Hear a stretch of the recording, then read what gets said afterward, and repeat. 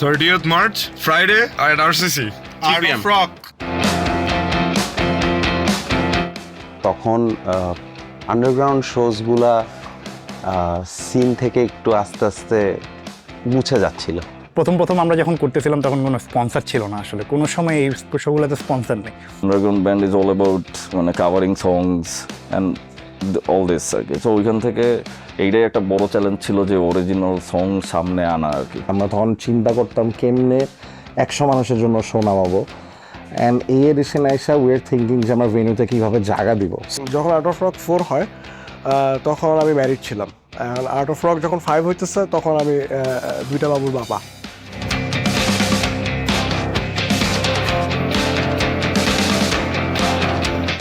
Art of rock আসলে একটা initiative ছিল আমাদের কয়েকজনের, মেইনলি স্পিকিং আমি, সামি ফ্রম ওন্ড, রাহুলও ছিল, রাতুলও ছিল, ইসমাম আর রিদ।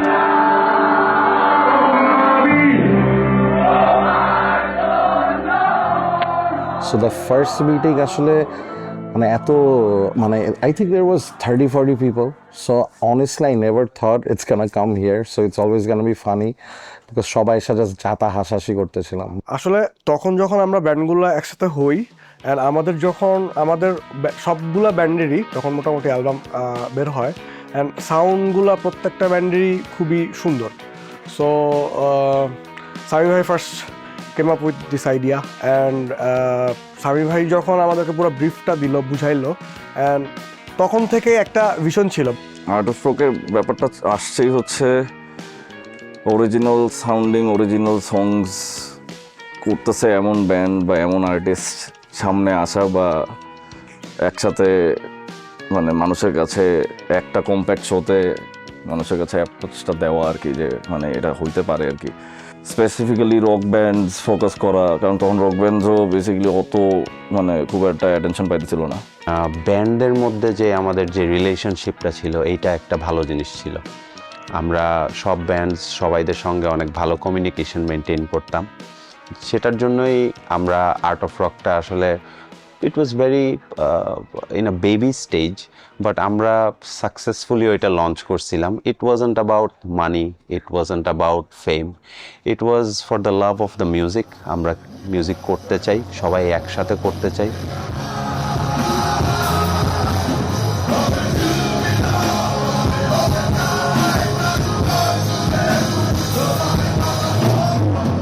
গত 2018 সালের মার্চ মাসের দিকে মনে হয় প্রথম শোটা হয়েছিল, আর it was like very good show. আর আমরা ওই প্রথম শোতে আমরা একটা অ্যালবাম লঞ্চ করছিলাম, আমাদের প্রথম অ্যালবাম ইমপ্লিসিটের শুরু নামে। তো ওই অ্যালবামটা প্রথম ওইখানেই আমরা সেল করছি, অ্যান্ড অনেক দূর থেকে মানুষ এখানে আসছে, মানে অ্যাকচুয়ালি শো দেখতে আসছিল, and they interacted with our album, and this is a very good memory of ours. I also remember Art of Rock 3 and 2 because all my friends performed there. So it was an amazing event. অনেকগুলো band ছিল, এখন যে line আপে আছে সবগুলো band ছিল। So ভাই ব্রাদারদেরকে নিয়ে ইভেন্ট করাটা is a very very beautiful thing. Previous ভেন্যুজের মধ্যে প্রথম art of rock 1 was at RCC, তারপর এটা ফ্রেন্ডস কমিউনিটি ক্লাব, সেকেন্ডটা, থার্ডটা হয়েছিল কচিকাচার মেলায়, তারপরে ফোর্থটা হইল তো মুক্তিযুদ্ধ জাদুঘর, আর এখন ফিফথ হচ্ছে কেআইবিতে। এটা মানে it's a very long way, যেখানে লাইক প্রত্যেকবার ইভলভ করছে স্টেজ ব্যান্ডগুলাও। ইউ সি যে যখন আর্ট অফ রক শুরু হয় তখন we were all underground bands, right?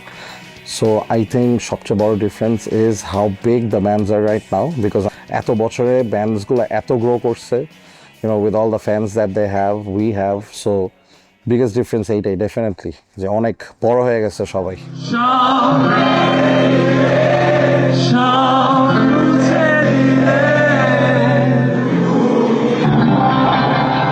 একসাথে এখনকার সিনারিওতে একসাথে মানে একটা কাজ কন্টিনিউয়াসলি অনেকদিন করাটা it's pretty rare and pretty tough, ঠিক আছে? সো সেই সেন্সে এখন মানুষের লাইফ বিজি হয়ে গেছে, আমরা যেখান থেকে স্টার্ট করে এখন যেখানে সবাই, সো ওই ওয়াইজ এখনও যে একসাথে সবাই কাজ করতেছি, মানে আমার কাছে মনে হয় যে ওই ইম্পর্টেন্সটা সবাই এন্ডের থেকে না থাকলে এটা পসিবল হইতো না। সো অর্গানাইজিং বিষয়টা তো আসলে সবসময় অনেক কঠিন, আর এইখানে অনেকগুলো ব্যান্ড একসাথে আছে, অনেকগুলো পার্টিস ভেন্ডার্স একসাথে আছে, একটা চমৎকার ভেন্যু আছে, মানুষের এক্সপেকটেশন আছে দিনের শেষে, যেটা হচ্ছে গিয়ে মিট আপ করাটা সব থেকে বড় একটা কাজ। তো খুবই টাফ একটা জব, খুবই টাফ একটা জব। এই সব কিছু প্রপারলি ম্যানেজ করা, একটার সাথে আরেকটা প্রপার কম্বিনেশন রাখা, ইটস রিয়েলি টাফ। সো এই টাফ জবটা আসলে আর্ট অফ রকে খুব সুন্দরভাবে হয়। মানে আর্টিস্ট ম্যানেজমেন্ট থেকে স্টার্ট করে back stage management, sound, light, audience management এবং ব্যান্ডের থ্রুতে অডিয়েন্সের এক্সপেকটেশনটা রাখা, ইটস খুবই সুন্দরভাবে হয়। আমরা এইখানে আর্ট অফ রকের যে ব্যান্ডগুলো আছে, আমরা সবাই একসাথে ইউনিটলি যে কাজগুলো করছি, হ্যাঁ, সো ওইটার জন্য ইন্ডাস্ট্রিতে একটা পুশ আসছে। অ্যান্ড আস্তে আস্তে আমরা সবাই বড় হয়েছি, প্রত্যেকটা ব্যান্ডই আস্তে আস্তে এখানে এখন সব ব্যান্ডই আলহামদুলিল্লাহ আমরা সবাই ভালো জায়গায় আছি, রাইট? হার্টফেল থ্যাঙ্কস, বিকজ আমরাও স্কেপটিক ছিলাম, কনফিউজ ছিলাম অ্যান্ড টেন্স ছিলাম যে আমরা যে শোটা এক্সিকিউট করব এইটা কতটুকু একটা সাকসেস প্রজেক্ট হবে। Art of rock 5 is very special for like এখন যেই স্কেলে এসে আমরা যেভাবে করে জিনিসটা দেখতেছি, এটার জন্য অবভিয়াসলি মানে এইটাই স্পেশাল আমাদের কাছে। আর স্পেসিফিক্যালি বলতে গেলে মানে এই শোটাতে সবাই আমরা মোটামুটি অন্য যে যার ব্যস্ততা যেভাবে থাকুক না কেন, এই শোটার জন্য সবাই মোটামুটি ওয়েট করি আমাদের এন্ড থেকে, মানে অডিয়েন্সের এন্ডের থেকে, আমাদের এন্ড থেকে। সো ওইটাই আমার কাছে মনে হয় যে স্পেশাল আমাদের জন্য।